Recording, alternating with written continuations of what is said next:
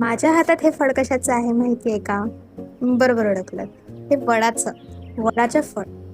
आमच्या दारात असलेलं हे वृक्ष, वटवृक्ष. आईने 25 वर्षांपूर्वी एक छोटंसं रोपटं लावलं होतं. आज त्याचा एवढा मोठा वृक्ष झालाय.